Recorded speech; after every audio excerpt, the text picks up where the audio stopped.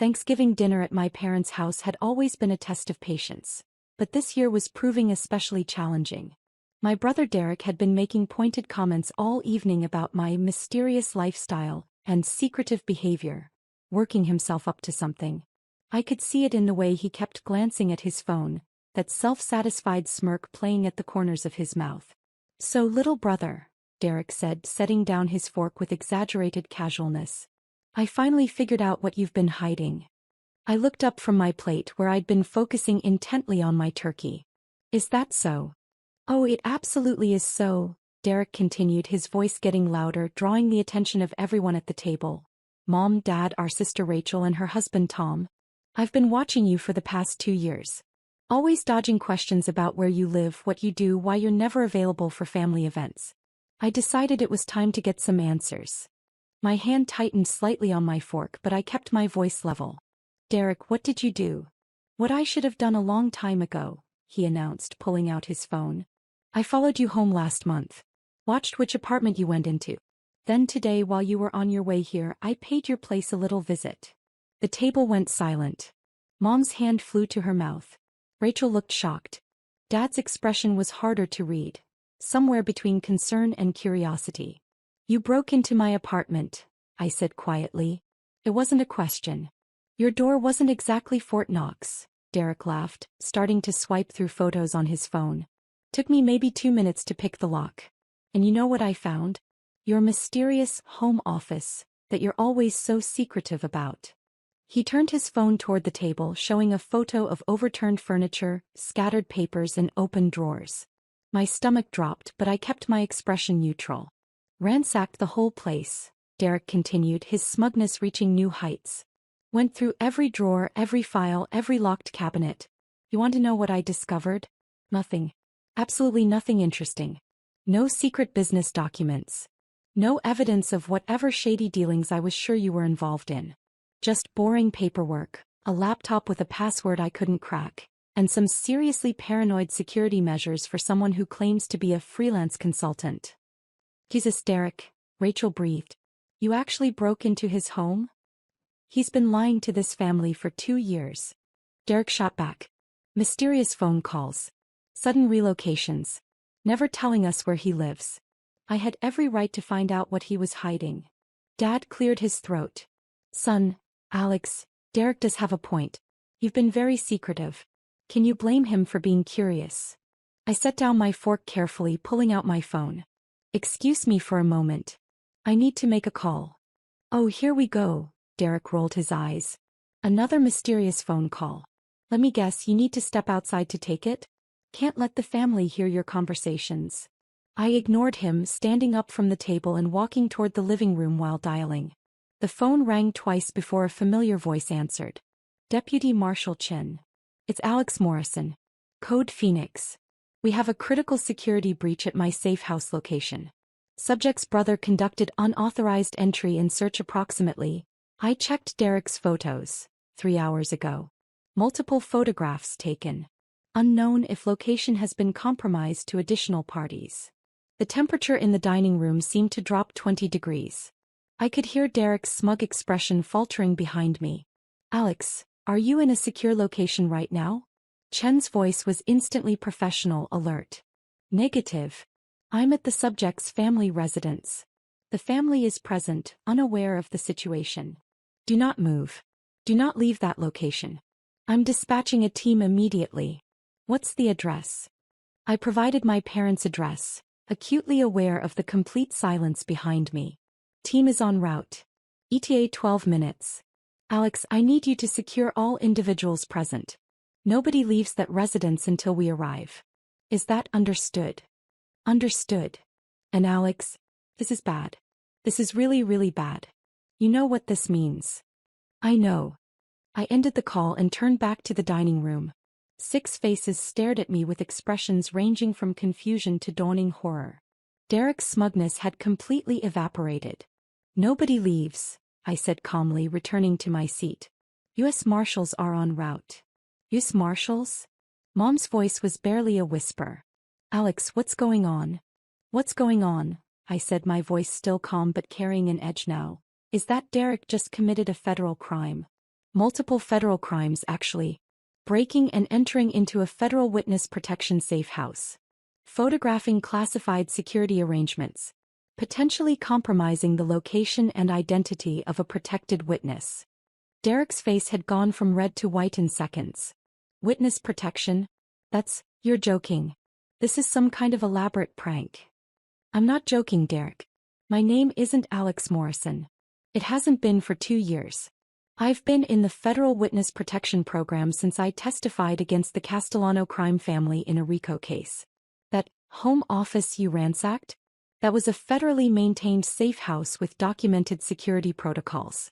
Every drawer you opened, every file you photographed, every lock you picked, all of it was federal property and all of it was monitored. The color drained from Rachel's face.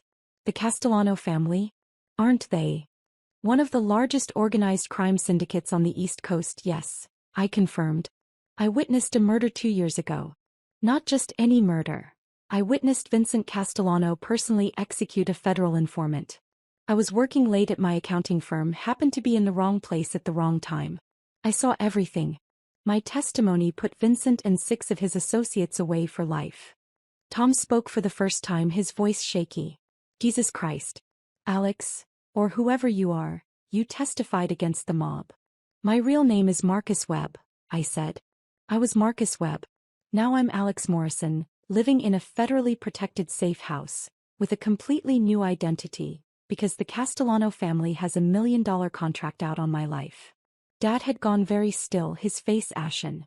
Son, why didn't you tell us? Because that's not how witness protection works, Dad. The whole point is that nobody knows who you really are or where you really are. The marshals made an exception, allowing me limited contact with immediate family, but even that was conditional. You knew I'd relocated for work. You knew I had a new job.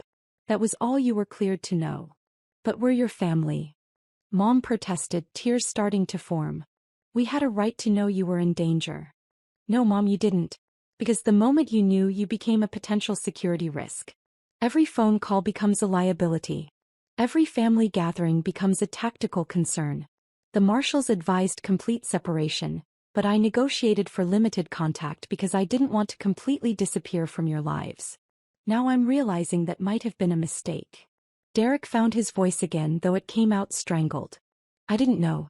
How the hell was I supposed to know? You weren't supposed to break into my home, Derek.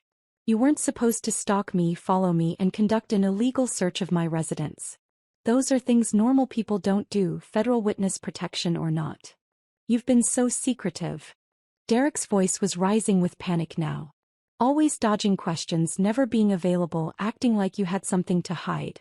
I thought you were involved in something illegal or having an affair or, I don't know, but not this. So your solution was to commit multiple felonies to satisfy your curiosity, I said flatly. How did you think this was going to end, Derek? What was your best-case scenario? He had no answer. Rachel leaned forward, her voice urgent. Alex, Marcus, whoever you are. What happens now? What are the marshals going to do? At minimum, Derek will be arrested and charged with breaking and entering, tampering with federal property, and potentially compromising a protected witness. Depending on the prosecutor, he could be looking at 5 to 10 years in federal prison. The photographs on his phone will be seized as evidence. His electronics will be forensically examined to determine if he shared the information with anyone else. He's your brother. Mom cried. Surely you can explain that he didn't know, that it was just a misunderstanding. Mom, there's no, just a misunderstanding in federal witness protection. Derek broke into a safe house that's part of an active protection program. Even if he genuinely didn't know what it was, the security breach is real.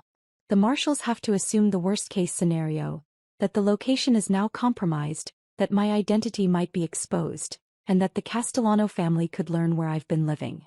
But he wouldn't tell anyone. Dad insisted. Derek, tell them you haven't told anyone about this. Derek's silence was damning. Derek. Rachel's voice was sharp. Derek, who did you tell? I might have mentioned it to a few people, Derek admitted, his voice barely audible. I was excited about finally cracking your secrets. I told Sarah. Your girlfriend who posts everything on social media, I said, my voice cold. And maybe Jake and Chris at the bar last week. But I didn't give them the address or anything specific. I just said I'd figured out where you lived and was going to check it out. I closed my eyes, feeling the full weight of the situation settling over me. Derek, do you understand what you've done? You told multiple people that you'd located your brother who'd mysteriously relocated 2 years ago. You told them you were going to break into his apartment. Then you took photographs and, I'm guessing, shared them with at least some of those people. Derek's continued silence was answer enough. Sarah, Jake, and Chris, I continued. 3 people who now know that Alex Morrison, who lives at a specific apartment complex, is somehow connected to Derek Morrison's mysteriously relocated brother. How long do you think it would take a professional investigator, or a professional hitman, to connect those dots? I didn't mean, Derek started. It doesn't matter what you meant. I snapped, my composure finally cracking slightly. Intent is irrelevant when you've potentially exposed a federal witness to organized crime assassins. The Castellano family has resources, Derek. They have people who monitor social media. They have people who investigate rumors. They have $1 million riding on finding me, and you just gave them a trail of breadcrumbs that leads straight to my location. The sound of vehicles pulling up outside made everyone jump. Through the window I could see 3 black SUVs with government plates. Car doors slammed in rapid succession. That's them, I said, standing up. Nobody move. Let me handle this. The doorbell didn't ring. There was just a sharp, authoritative knock that made it clear this wasn't a request. I opened the door to find Deputy Marshal Chin flanked by 4 other U.S. Marshals, all wearing tactical gear and very serious expressions. Deputy Marshal Chin, I greeted him. Alex. He nodded curtly, then addressed the room beyond me. U.S. Marshals Service. Everyone remain seated with your hands visible. We need to secure this location and question everyone present. The marshals filed in with practiced efficiency. 2 immediately moved to secure the exits. Another began photographing the scene. Chin approached the dining room table where my family sat frozen. Which one of you is Derek Morrison? Chin asked, though his tone suggested he already knew. Derek raised his hand shakily, just like he had when he was a kid being called on by a teacher. That's me. Mr. Morrison, I need to see your phone. Now. Derek handed it over without protest. Chin scrolled through the photos, his expression darkening with each swipe. You took 43 photographs of a federal safe house. You posted 6 of them to your Facebook account with the caption, "Finally found out what my secretive brother has been hiding." Those posts have been shared 17 times and have over 100 comments. Oh my God, Rachel whispered. Chin looked at Derek with an expression that somehow managed to be both furious and weary. Mr. Morrison, do you have any idea what you've done?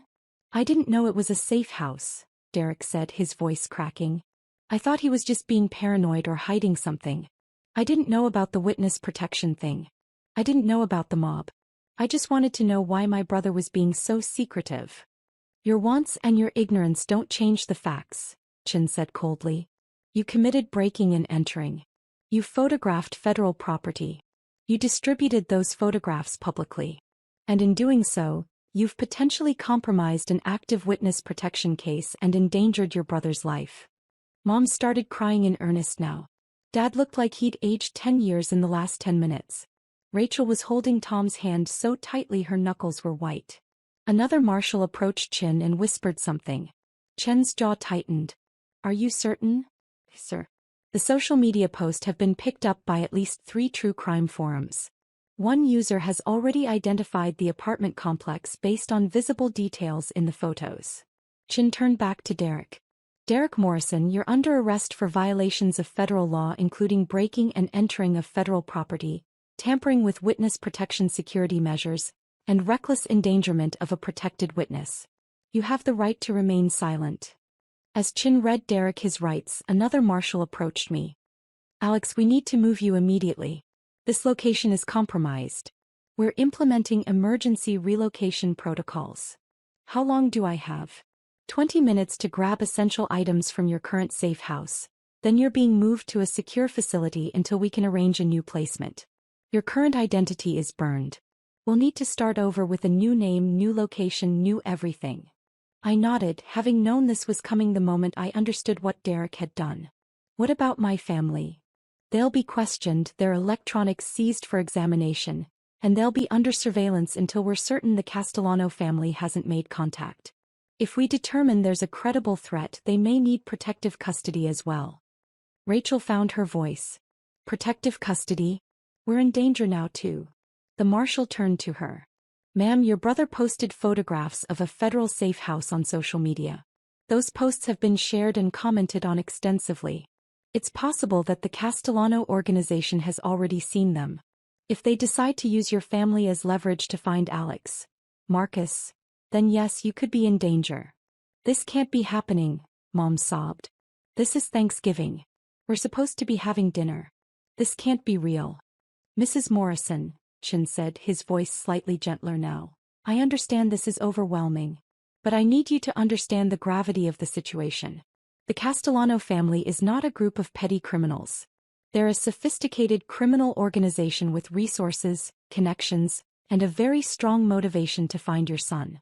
Vincent Castellano is serving 3 consecutive life sentences because of Marcus's testimony.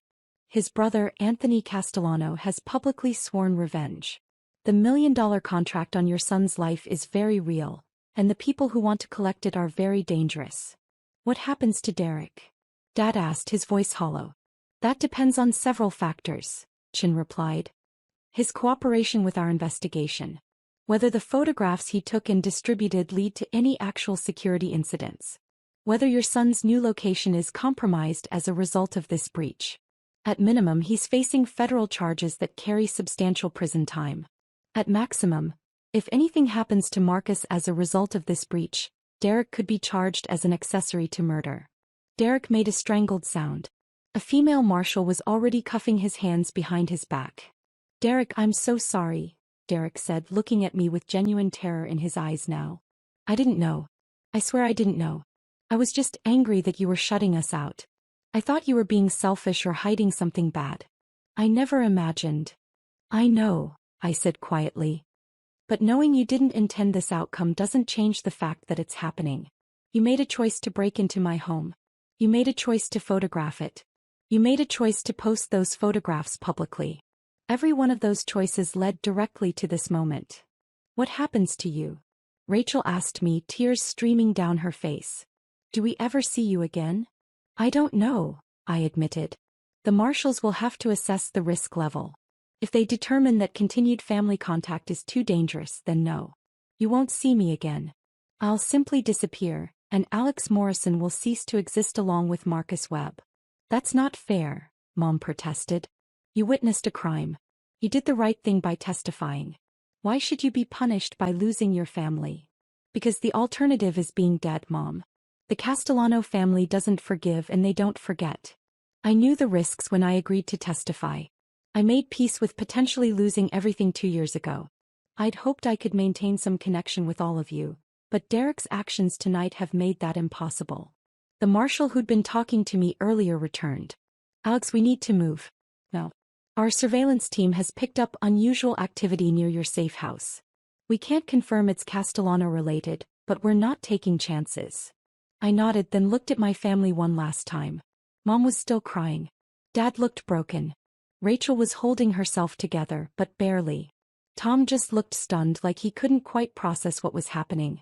And Derek, now handcuffed and flanked by marshals, looked like his entire world had collapsed. I'm sorry, I said to all of them. I'm sorry I couldn't tell you the truth. I'm sorry my situation has pulled you into something dangerous. And Derek, I looked at my brother directly. I'm sorry that your curiosity and your inability to respect boundaries has led to this. I hope you understand eventually that this isn't something I'm doing to you. This is something that's happening because of choices you made. Please, Derek whispered. Please don't let them take me. I'm your brother. You were my brother when you decided to break into my home, I said, my voice steady despite the pain in my chest. You were my brother when you posted those photographs online. You were my brother when you told multiple people about your plans. Being my brother didn't stop you from doing any of those things. It doesn't erase the consequences now. Chin gestured to the marshals holding Derek. Get him out of here. Take him to the field office for processing. I'll be there shortly to conduct a full interview. As they led Derek out, he twisted to look back at me one more time. I'm sorry. I'm so sorry. I didn't respond. What was there to say? After Derek was gone, Chin addressed my parents and Rachel. All of you will need to come to our field office to provide statements. Your phones, computers, and any other electronic devices will be seized for examination. You'll be asked to provide detailed information about everyone Derek might have told about this situation. Do you understand? They nodded numbly. We'll also be placing surveillance on your homes and monitoring your communications for the next several weeks at minimum. If anyone contacts you asking about Alex Morrison or Marcus Webb, you report it immediately. If anyone you don't know starts showing unusual interest in your family, you report it immediately. If you notice anything suspicious, anything at all, you report it immediately. Your lives may depend on it. Deputy Marshal Chin, Rachel said, her voice shaking, is my family really in danger? Is this really as serious as you're making it sound? Chin looked at her with an expression that was almost sympathetic. Ma'am, I've been with the Marshal's Service for 15 years. I've worked witness protection cases that whole time. The Castellano family is one of the most dangerous organizations we deal with. They've killed federal witnesses before. They've killed witnesses' family members before. They've killed people who were even tangentially connected to cases against them. So yes, this is really as serious as I'm making it sound. Maybe more serious. He turned to me. Alex, we need to go. Your escort is ready. I looked at my family one last time. I love you all. I'm sorry it ended like this. Take care of each other. Mom stood up, moving toward me, but a marshal gently intercepted her. Ma'am, please. We need to move the witness immediately. Please, Mom begged, looking at me. Please be safe. Please don't disappear forever. You're my son. I can't lose you. I'll be as safe as the marshals can keep me, I said. But Mom, you need to prepare yourself for the possibility that you might not see me again. Derek didn't just compromise my location, he compromised everything. My entire identity might need to be buried and rebuilt from scratch. Chin put a hand on my shoulder. Time to go. I followed him out to one of the SUVs, flanked by armed marshals. As we drove away, I looked back at my parents' house, watching my mother collapse into my father's arms on the front lawn, Rachel and Tom standing helplessly beside them. In the SUV, Chin handed me a tablet. We need to start documentation of everything you remember about the safe house setup, your routines, anyone who might have seen you regularly. We're also going to need a complete list of everything Derek had access to. He photographed everything, I said. Every room. Every drawer he opened. All the security measures I'd installed. We know. We've already started analyzing the photos. The good news is that most of the security measures aren't visible in the images. He didn't know what to look for. The bad news is that the layout is clear, and anyone with experience could use that information to plan an approach. What are the chances that the Castellano family has already seen the photos? Chin hesitated. We're operating on the assumption they have. It's been 3 hours since Derek posted them. That's more than enough time for the information to reach interested parties. So my safe house is completely compromised. Not just your safe house, Alex. Your entire identity in that city is compromised. Every place you regularly visited, every person you interacted with, every routine you followed, all of it has to be considered burned. We're starting over from scratch. I nodded, feeling the weight of what that meant. 2 years of building a life, creating an identity, establishing routines. All of it gone in a single afternoon because my brother couldn't respect boundaries. What happens to Derek? I asked. That's up to the federal prosecutor, Chin replied. But between you and me, he's looking at serious time. Breaking and entering of federal property alone is 5 years. Add the witness protection violations, the security breach, the social media distribution, he could be facing 10 to 15 years, easy. If anything happens to you as a result of this breach, those charges escalate significantly. He didn't know what he was doing. Doesn't matter. Ignorance isn't a defense for federal crimes. He made a conscious choice to break into your home. He made a conscious choice to photograph everything. He made a conscious choice to post those photographs publicly. Every single one of those choices was illegal, witness protection or not. The fact that his illegal actions compromised a federal witness just makes it exponentially worse. We drove in silence for several minutes before Chin spoke again. For what it's worth, Alex, I'm sorry. I know you negotiated hard to maintain family contact. I know how much it meant to you. This is a worst-case scenario. It is what it is, I said. I knew the risks. I just didn't expect the threat to come from my own brother. Family is often the weakest link in witness protection, Chen said. Not because they're malicious but because they don't understand the stakes. They think they have a right to information, a right to know where you are and what you're doing. They don't grasp that those rights can get you killed. My phone buzzed. The encrypted phone the marshals had provided. A message from the relocation team. Apartment clear. Packed essentials. Ready for transport to temporary facility. That's that then, I said. Alex Morrison is officially dead. We'll create a new identity for you, Chen assured me. New name, new location, new background.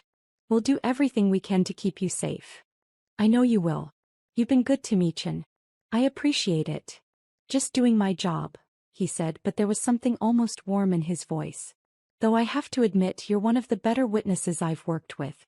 Most people in your situation would be falling apart right now. You're handling this with remarkable composure. Falling apart won't change anything, I said. My brother made his choices. I made mine when I agreed to testify. Now we both live with the consequences. As we drove toward the secure facility where I'd spend the next few weeks while the marshals arranged my new life, I thought about Thanksgiving dinner. The turkey that never got eaten. The family gathering that ended in handcuffs and tears. The brother who'd thought he was uncovering secrets and instead destroyed lives. Derek had wanted to know what I was hiding. Now he knew. And that knowledge had cost him his freedom, endangered our family, and erased whatever relationship we might have salvaged. I wondered if, years from now when he was released from federal prison, he'd think it was worth it. If his curiosity had been satisfied. If he'd learned anything from the experience. But mostly I wondered if I'd ever see any of them again. My mother's tears. My father's broken expression. Rachel's fear. Tom's shock. Those images would be the last memories I had of my family as Marcus Webb. Tomorrow I'd wake up with a new name in a new place with a new life. And Derek would wake up in a federal holding cell facing a decade or more in prison. All because he couldn't respect a locked door. The consequences of Thanksgiving 2024 would echo through our family for years to come. But at least I'd still be alive to remember them. That was more than Vincent Castellano's informant could say.